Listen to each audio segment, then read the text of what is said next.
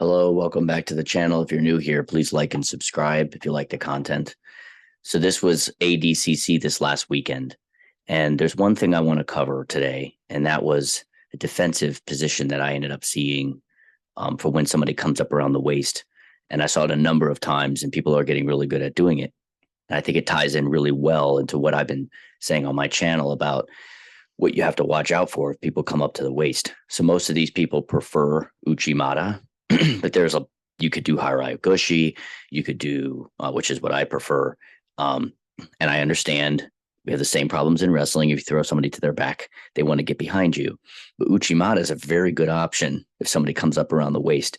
And I'm going to show a few videos, and then you can see what I was referring to. So let's just watch it first at full speed, and then I can break it down for you a little slower. Okay, so this was the Pena versus Saunders match. I think this is the first match where I actually saw it too.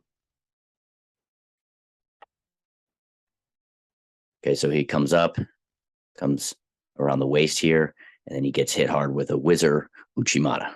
Okay, it's a little slower here. He's doing the knee cut pass.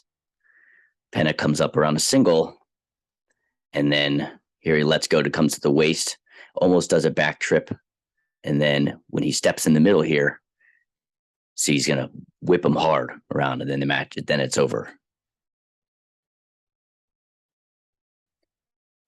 This is another position. Abate and Andre from, if I'm not pronouncing his name right, sorry, from Brazil. Abate and him went out of bounds, and he had this nice side body lock position here, and it was looking pretty good when they went out of bounds. So they started him back in the center here, and watch what happens. See, he's got the overhook, the whizzer, and see how he's got inside position with his leg. So this is why when I teach the body lock, I step in the middle. Okay, because it negates a lot of what's going to happen here. So now they start him, and he's going to use that whizzer and lift with his leg, and then it's completely defensive, and then that's it. Another look at it here and slower. All right, so he's got good body lock, good gable grip here. And it looks like he's got, awesome position, but because he's got inside position here with his leg, he's under his hips. And so he can use this whizzer really hard and lift it up, and it's completely defensive. Don't step over. I do not think that's a good idea. They taught us that in wrestling early on. I've seen people do it. It's not that you can't. I've seen people do it. And actually, Michael Trasso, the Merge, has a specific move that he does when you're both on your hands. I forget what he calls it, something slinky or something, where he's throwing his body across his shoulders. I would recommend against it for most people, unless you're extremely highly athletic, because since that guy actually has like an underhook sort of waist grab, you can elevate your hips when they're halfway over and put them to their back and get side control. So I don't think that that's a good option, but you see how effective inside control with the thigh is, even though the guy's got a tight body lock on you from that side control, side body lock position. Okay, so this was Galvo and Rotolo. What awesome matches these were. I mean, both of these guys really, really showed me a lot. This Cade is just a beast. So is Mika Galvo. They have such great styles, and not the same. Galvo's a little less intense than Cade is. I mean, Cade, man, when that guy shows up, he shows up to fight, and it's hard to deal with somebody like that, but he's got great technique too, and it showed. So here they end up their hand fighting, and so Galvo gets a snatch single there, and then he comes up around the waist, okay? And then now he goes straight to that whizzer, and he's trying to elevate, pressure down, elevate with his leg, and then they end up in this scramble position. And it ultimately, Galvo ends up in guard. So here at half speed, you can see he does a snatch single and good position there. And actually, when the leg's on the outside like that, you can do what we refer to as the Schultz. A lot of people refer to it as the Bazigard. And I'm going to actually show that on my channel. There actually is a difference between the Bazigard and the Schultz, okay? But most people do the Schultz. Like, nobody that I know of does the Bazigard. It's a separate thing, and I can show it. But regardless, with the head on the inside, it's an inside on the head double, and you take that far leg out when he puts his leg on the outside. So that's an option Mika could have done, but he came up to the waist here, and Cade takes advantage of that right away. See how he starts hipping in right away and using his leg on the inside. And for, for those of you who've rolled, man, like this can be a lot of pressure on your shoulder. I promise you that most of my shoulder problems actually come from being in that position as a wrestler for many years. It really hurts. And then that's it. He lost the move because of that. So, good single, came up to the waist, got Uchi-mata'd, a lot of energy expended. This was actually a really fun exchange here between Jimenez and Rotolo. So Jimenez has the underhook here and his head's on the right side, and he's got sort of him in a front headlock-ish position, with the underhook. And this one's really fun, actually, because of the way that it plays out. So he goes to the body lock, and Rotolo's doing the Uchi-mata, but then he tucks his head under. Like, I think he went for he went for the leg there, and it put him right into side control. So it goes, it's just what's awesome about grappling. There's a move from every move.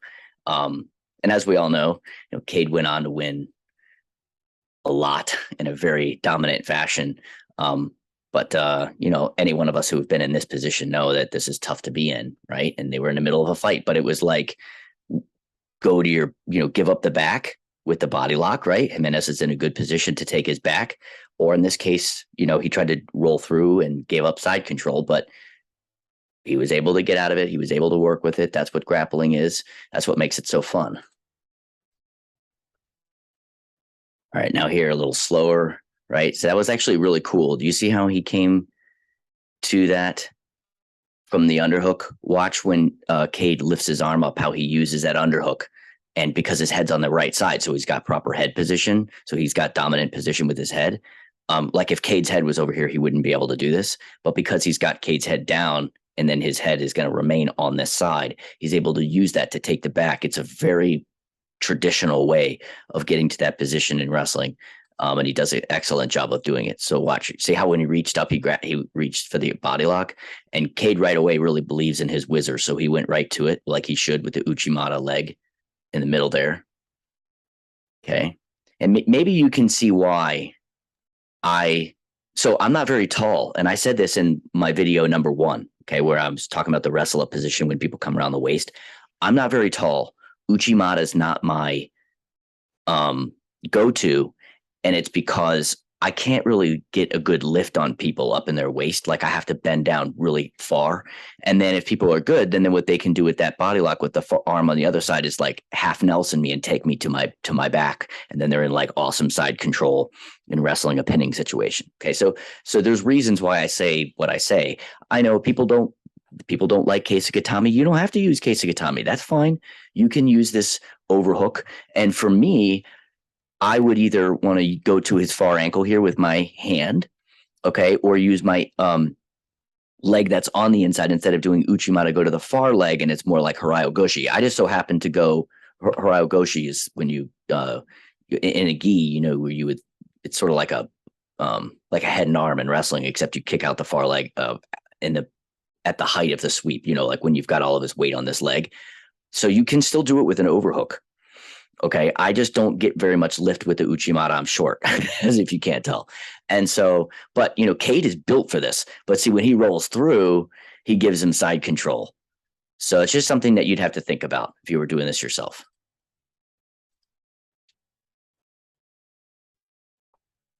This is a nice little exchange here, too, with Hulk and Badoni. I'm sorry if I don't pronounce all these names right. I'm not the greatest at it. That's why I don't take attendance in my courses. So where Hulk ends up getting the body lock and then has some pretty good exchange here. So, right. So he's like on a double. It's not working for him. Right. So and he's able to get it here. Right. And then right here. Okay. I've showed this now in a number of videos. This is such a dominant position. And instead of, now you can, do what he's doing where you can lift that and then you can step to the far ankle if you want. I have a friend that's a judoka, and he was kind of reminding me a lot of these moves the other day, some of the trips that you can do. new judo rules. I can't remember, but they still teach all the old stuff where he is. So, but in my videos, what I've showed you, okay, from the Bodylock is that you can swing this leg out of the way and take this guy straight to his back. And then when you put both of your knees together on the side, you're in side control. So that's how we used to do it in Greco, because you can't use your legs in here. I mean, you can put your thigh in there, but you can't hook or anything. But you swing this leg around. I'll post the video links that I have. I've showed this a number of times, pulling somebody straight to their back. And if you do it right, when you whip them around, you put both knees, one up on his hip and one up in his armpit. Perfect classic side control, because in Greco, as soon as you put somebody to their back, they're going to flip out. But see, you still got the body lock. So it's like you got a body lock pass as soon as you hit the ground. In my videos, I didn't go into great detail about the passing situation, primarily because I was teaching people how to do it from a standing position, and I didn't show them what to do after you get on the ground. But I can, if you would like. If you want me to show you that, I can. But maybe you can envision what I'm saying. But he had a great, super strong position here, because it essentially takes away this whizzer, because his hips are up underneath his, to pull his leg out of the way. But he tries to kind of go for an inside trip and not get this leg out of the way. And then Badoni's able to counter it and get it back. And then now what happens? See what happened before was Hulk had the inside position with his leg. Now Badoni has the inside position with his leg. And then now his whizzer's effective, because you see, it's whoever's hips are on the inside. So Hulk's now on the outside, and he was on the inside before, where he had control. But a lot of people don't teach that, because, and admittedly, I didn't learn it till I did Greco when I was in college, and only because my coach was a big time Greco guy. Otherwise, I would have never learned how to do that. I always was taught to step around the side. But now you get this whizzer works in his favor. And when people trust the whizzer, they can do a lot with it. So now you see, and if for nothing else, it just really sucks, because when you get to that position, it's a lot of pressure on the shoulder, and then now, just pressuring down, lifting that leg up. So you can see how trapped his arm was, right? And it roll through, and then nothing comes of it. So then now I'll show it at half speed here. And this is a good position. I can show you a lot from this, by the way, because this is something you end up in wrestling with all the time. And this guy does not want to give you his back and how to spin around the proper way, blocking elbows and stuff. And he had a sort of a cradle there.